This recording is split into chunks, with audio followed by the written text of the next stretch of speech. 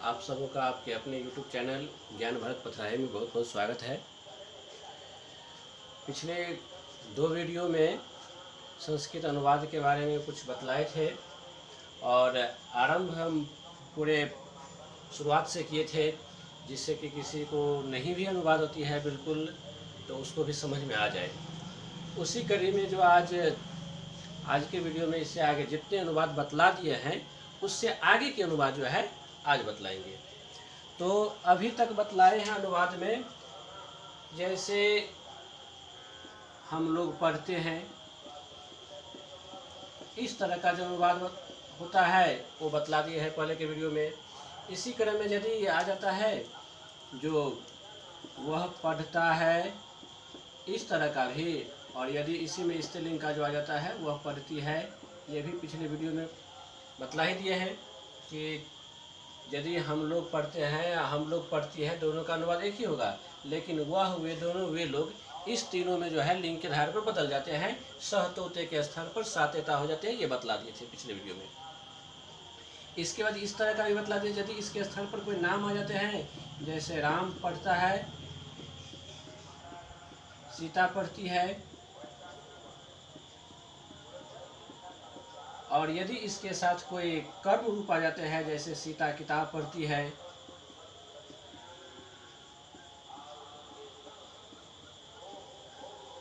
इस सब तरह का अनुवाद जो है पिछले 2 वीडियो में बतला दिया है। यदि किसी को इस तरह में भी परेशानी होगी तो वह पहले आज के इस वीडियो को देखने से पहले इससे पहले वाले जो वीडियो है उसको देखेंगे, ताकि आज के वीडियो समझने में उसको परेशानी नहीं होगी।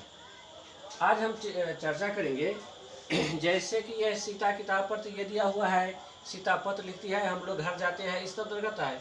यदि इसमें कोई विभक्ति चिन्ह जाते हैं, जैसे यदि हम उदाहरण लेते हैं कि हम लोग कलम से पत्र लिखते हैं,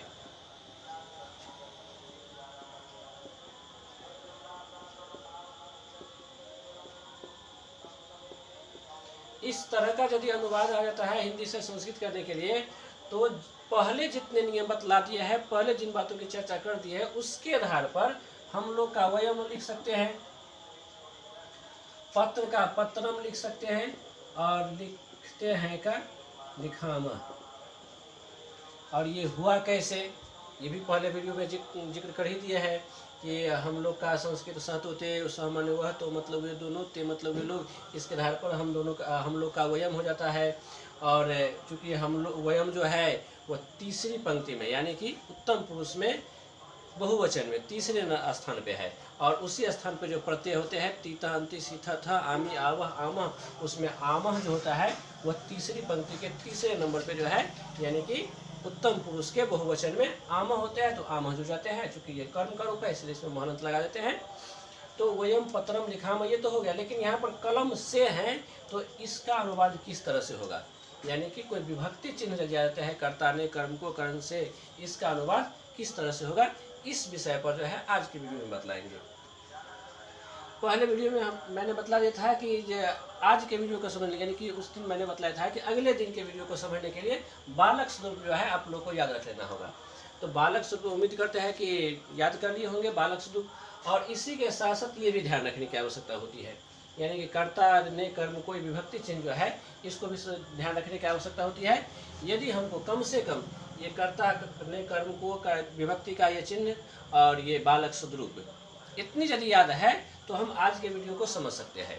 आज जो हम अनुवाद बतलाएंगे विभक्ति चिन्ह के साथ उसको समझेंगे।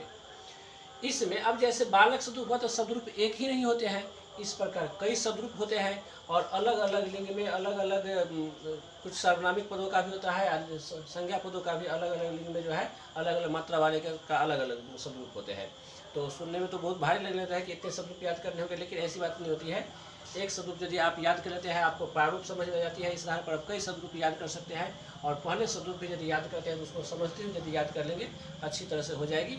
और कुछ परेशानी भी होगी तो एक सदरूप याद करने में कुछ परेशानी होगी, उसके बाद से जो है आपको कोई परेशानी सदरूप याद करने में नहीं होगी। और वैसे भी कोई भी विषय पढ़ते हैं शुरुआत में तो कुछ न कुछ तो याद करना ही होता है। अब जो है आज के वीडियो में जो है ये चर्चा करने जा रहे हैं जो किस तरह से विभक्ति चिन्ह का अनुवाद बनाया जाएगा।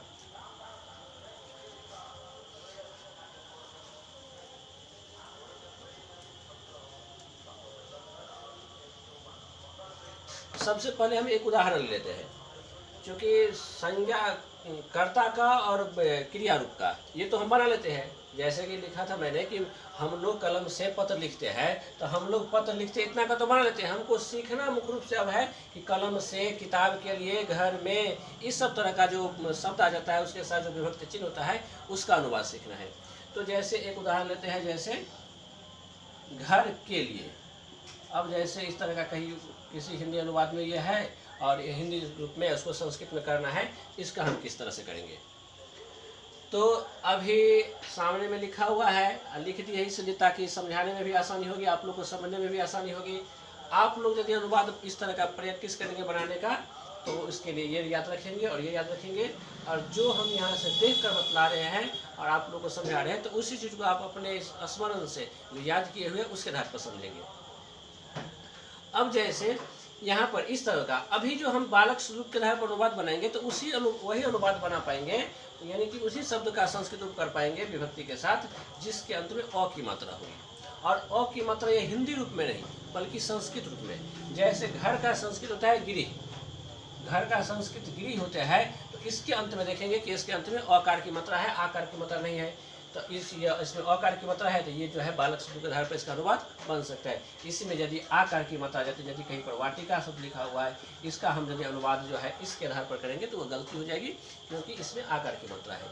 इसके लिए अलग शब्द की याद करने की आवश्यकता होती है, यानी कि अलग अलग मात्रा के अलग अलग शब्द होते हैं। तो आज हम चर्चा करेंगे जो अकार की मात्रा वाले, जिसके अंत में अकारांत होते हैं, अकार की मात्रा होते हैं, उसका अनुवाद जो है बालक शब्द के आधार पर हो जाएगी। और यदि इस चीज़ को समझ लेते हैं तो कोई दूसरी मात्रा वाले भी शब्द आ जाते हैं, तो केवल उसके लिए उसका शब्द याद करना होता है। यदि आकार की मात्रा वाले कोई शब्द आ जाते हैं, तो आकारांत जो शब्द होते हैं, जैसे लता स्वरूप प्राय याद किया जाता है, तो लता स्वरूप याद कर लेंगे तो आकारांत वाले शब्द का अनुवाद हो जाएगा। तरीका वही रहेगा जो आज हम बतलाएंगे, तरीका नहीं बदलेगा। इसलिए इस तरीका को समझने की विशेष आवश्यकता है। यदि इस तरीका को समझ लिए कि किस प्रकार उसका हम बनाएंगे, तो कोई अलग मात्रा वाला भी आएगा शब्द, तो उसके आधार पर जो है हम शब्द रूप याद करके उसको बना सकते हैं। अब जैसे अनुवाद है जो घर के लिए, अब यदि हम इसको बनाएंगे तो इसमें हमको पहले बतला दिया कि चूंकि घर का गिरी होता है, इसीलिए बालक शब्द के आधार पर बन जाएगा। सबसे पहले देखने की आवश्यकता होती है कि आगे विभक्ति कौन सी है। इसके आगे विभक्ति है के लिए। के लिए विभक्ति जो है, पहले हम देखेंगे के लिए विभक्ति किस कारक का है। तो के लिए विभक्ति होता है संप्रदान कारक का, और संप्रदान कारक जो है 4 नंबर पे है। 4 नंबर पे है संप्रदान कारक। अब ये हो गया चतुर्थी विभक्ति, यानी कि विभक्ति पहचान हम समझ गए कि विभक्ति हम कैसे पहचानेंगे। आगे में जो चिन्ह रहेगा वो चिन्ह देखेंगे कि कितने नंबर का है, जितने नंबर का हुआ वो उस विभक्ति में माना जाएगा। तो घर के लिए यहाँ पर के लिए जो है चतुर्थी विभक्ति का है। अब इसके बाद देखना है कि ये एक वचन है या द्विवचन है या बहुवचन है, क्योंकि संस्कृत में 3 वचन होते हैं, एक वचन, द्विवचन, बहुवचन। तो यहाँ पर हमको ये देखना है कि यहाँ पर एक वचन का प्रयोग होगा या द्विवचन का प्रयोग होगा या बहुवचन का प्रयोग होगा। अब यहाँ पर घर है, सामान्य रूप में तो घर एक वचन हो गया। यदि इसी में घरों रहेगा तो बहुवचन में माना जाएगा। यदि घरों है फिर यदि पीछे में जो है 2 लिखा हुआ है उसको द्विवचन में माना जाएगा। यानी कि पीछे यदि 2 लिखा है उसके बाद ही हम द्विवचन मानेंगे, और यदि नहीं तो उसको बहुवचन माना जाएगा, और नहीं अपने सामान्य रूप में ही है तो उसको एक वचन माना जाएगा। तो यहाँ पर जो घर के लिए वह एक वचन है, यानी कि यह चतुर्थी विभक्ति का है, एक वचन का रूप है। और चूंकि ये इसके अंत में घर का गिरी होता है, गिरी के अंत में अकारांत है, वो बालक स्वरूप पर चल जाएगा, इसीलिए बालक शब्द रूप के चतुर्थी एक वचन का रूप देखेंगे। यानी कि चतुर्थी विभक्ति एक वचन का रूप। अब बालक शब्द रूप के चतुर्थी एक वचन में रूप होता है बालकाय। तो बालकाय के आधार पर घर के लिए हो जाएगा गिरी है, घर का संस्कृत गिरी होता है, गिरी में आय हो जाएगा गिरी है। कुछ अन्य उदाहरण भी ले लेते हैं, जैसे रहेगा पेड़ पर। पेड़ पर है, इसका यदि हम बना रहे हैं तो आगे देख रहे हैं कि पर है, और पर है अधिकरण कारक का, यानी कि 7 नंबर पे है, सप्तमी विभक्ति हुई, और पेड़ यहाँ पर फिर क्या है एक वचन ही है। तो सप्तमी एक वचन का रूप, और सप्तमी एक वचन के रूप में है बाल के, तो पेड़ का होता है संस्कृत वृक्ष, और वृक्ष से हो जाएगा यहाँ पर वृक्ष। और किस शब्द का संस्कृत क्या होगा, ये आप किसी भी संस्कृत व्याकरण से, चाहे जो संस्कृत के भी शब्दकोश होते हैं उससे भी, चाहे आपके पास कोई भी पुस्तक होगी उसके आधार पर भी, और नहीं तो धीरे धीरे अनुवाद बनाते बनाते कई शब्दों का होते हैं तो उसका सीख जाते हैं। और कोई परेशानी होने पर कि किसी शब्द का जो हिंदी का संस्कृत रूप क्या होगा तो आप कमेंट में बतला भी सकते हैं, तो उसका बतला दिया जाएगा। तो वैसे भी नहीं तो जिसके पास हर एक के पास कोई ना कोई संस्कृत व्याकरण होंगे, उसमें शब्द रूप जो है दे करके, जैसे यदि आप ट्रांसलेशन बनाने लगते हैं तो ट्रांसलेशन बनाने के में आपको मीनिंग की आवश्यकता होती है कि इसका मीनिंग क्या होता है, तो विभिन्न डिक्शनरी के रूप में चाहे ट्रांसलेशन में दिया रहता है, उस आधार पर होता है। तो मूल होती है तरीका सीखना। यदि आप तरीका सीख गए हैं तो उसका संस्कृत रूप यदि आपको पता चल जाएगा, आप उस पर बना लेंगे। तो ये हो गया पेड़ पर का हो गया वृक्ष। इसी प्रकार जैसे कोई अन्य वचन में लेते हैं, जैसे कहीं पर है दो छात्रों के लिए, या दो छात्रों का ही ले लेते हैं के लिए रूप पर समझे थे। अब जैसे आगे में का है, का हो गया षष्ठी का रूप, और षष्ठी क्योंकि यहाँ पर है ना का 6 नंबर पे है, तो षष्ठी विभक्ति का रूप हो गया का। और षष्ठी विभक्ति में ये हो गया वो का यहाँ लगा हुआ, लेकिन ये पीछे दो है इसलिए हो गया द्विवचन का। तो षष्ठी विभक्ति के द्विवचन का रूप, षष्ठी विभक्ति के द्विवचन में यहाँ बालक शब्द रूप में है बालकयो, इसीलिए छात्र का छात्र ही होता है संस्कृत रूप, इसीलिए उसमें हो जाएगा छात्रयो।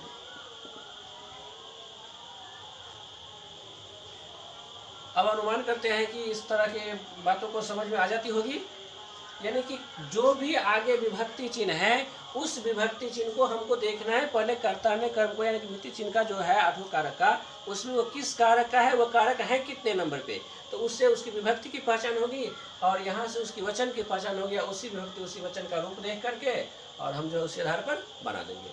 ये जो है विभक्ति है, इधर एक वचन द्विवचन बहुवचन है। ये एक और उदाहरण ले लें, जैसे पहाड़ों पर। अब जैसे यहाँ पर है तो पर सप्तमी विभक्ति का रूप हो गया, और सप्तमी विभक्ति का रूप यदि हुआ और यहाँ पर ओकार है बहुवचन है, तो ये सप्तमी बहुवचन है बालकेशु। इससे चूंकि पहाड़ का संस्कृत पर्वत होता है, पर्वत का रूप हो जाएगा पर्वतेशु। स्पष्ट है इसमें। अब जैसे विभक्ति पहचानने में तो कोई परेशानी नहीं लग रही है, लेकिन गौर से देखेंगे तो कुछ परेशानी नजर आएगी। अब ये परेशानी है क्या, तो जैसे से जो है यहाँ भी है और से यहाँ भी है, दो स्थान पर से है। अब ये प्रश्न होता है कि से यदि लिखा हुआ है तो हम कैसे समझेंगे कि ये तृतीया का से है या फिर पंचमी का से है। तो इसके लिए होती है कि जो वस्तु हमेशा एक ही स्थान पर होती है, चाहे इस आधार पर समझते हैं जो वस्तु हमेशा एक ही स्थान पर होते हैं उसको पंचमी का रूप माना जाएगा, चाहे जिस वस्तु से अलग होने का बोध माना जाएगा, अलग होने का बोध होगा तो वो पंचमी होगा। और जो वस्तु हमेशा एक ही स्थान पर होती है प्रायः उसी से अलग हो जाएगी। जैसे विद्यालय रहेगा, विद्यालय से, विद्यालय एक जगह स्थिर होते हैं, उससे बच्चे जो अलग होंगे, चाहे विद्यालय से कोई भी कुछ भी कहा जाएगा तो उस विद्यालय से अलग होंगे। पेड़ से कहा जाएगा, पेड़ से अलग होंगे क्योंकि पेड़ स्थिर है। तो जहाँ से अलग होने का बोध हो, चाहे जिस वस्तु के स्थिरता का बोध हो कि वो हमेशा एक ही जगह होते हैं, तो उसमें पंचमी विभक्ति होगी। और बाकी जिससे सहायता लेने का बोध होता है, जैसे कलम से हुआ, हाथ से हुआ, तो इस सब अर्थ में जो से है तो उसमें तृतीय विभक्ति होगी। तो जहाँ से अलग होने का बोध होगा तो वहाँ पंचमी विभक्ति होगी, जिससे सहायता लेने का बोध होगा उसमें तृतीय विभक्ति होगी। एक और परेशानी हो सकती है को लेकर के, ये को है और यहाँ भी को है, तो इसमें कर्म द्वितीय विभक्ति में और चतुर्थी विभक्ति में को के बीच जो है अंतर स्पष्ट करने के लिए ये ध्यान रखेंगे, यदि किसी को कुछ देने का अर्थ में है, यदि किसी को कुछ दिया जाता है तो वहाँ पर चतुर्थी विभक्ति होगी, अन्यथा जो है कर्म कारक का होगा द्वितीय विभक्ति का। तो इन बातों का यदि ध्यान रखेंगे तो विभक्ति पहचानने में कोई परेशानी नहीं होगी और उस आधार पर हम जो है इसका अनुवाद बना पाएंगे। अब यदि आते हैं कि यदि इस तरह का अनुवाद बना लेते हैं, यदि इसका वाक्य में प्रयोग करना रहेगा तो जैसे एक वाक्य में लिखकर देखते हैं कि जैसे हम दोनों कलम से पत्र लिखते हैं।